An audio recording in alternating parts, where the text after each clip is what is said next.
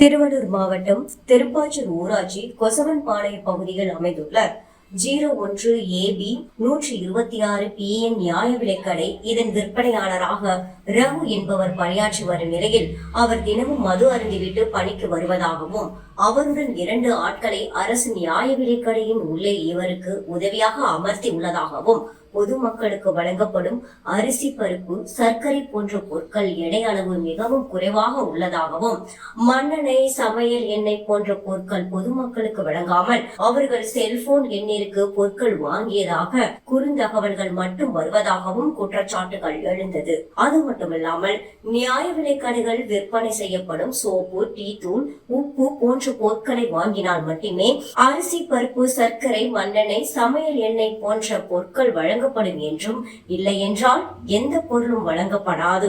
எண்ணெய் விற்பனை செய்ய சொன்னதே மாவட்ட வழங்கல் அலுவலகம், கூட்டுறவுத்துறை அலுவலகம் தான் என்று பொதுமக்களை மிரட்டும் தோணியில் பேசி பொருட்களை வழங்காமல் மன உளைச்சலை ஏற்படுத்தி வருவதாகவும், இதனைத் தொடர்ந்து அப்பகுதியில் உள்ள வார்டு உறுப்பினர்கள் பொதுமக்கள் அங்கு சென்று நியாய விலைக் கடையில் உள்ள தராசையும் வெளியே மளிகை கடையில் இருந்து கொண்டு வந்த தராசையும் ஒப்பிட்டு பார்த்ததாக கூறப்படுகிறது.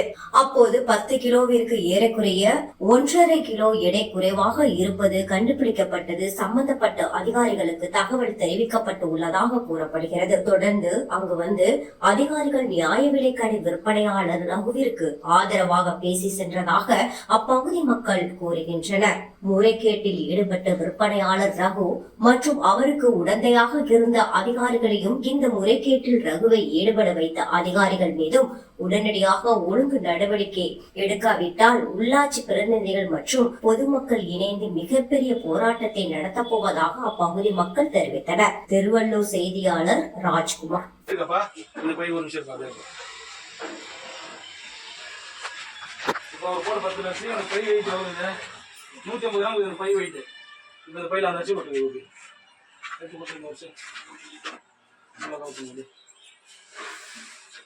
இப்போ அவர் தராசே போடுறோம். இந்த 10 கிலோ அரிசியை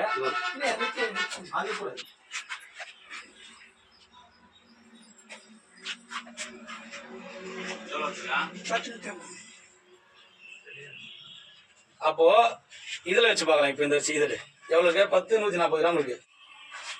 8 850 கிராம் தான் வருது. 1.25 கிலோ ஒரு எடைக்கு இவங்க ஏமாத்துறாங்க ஜனங்களை.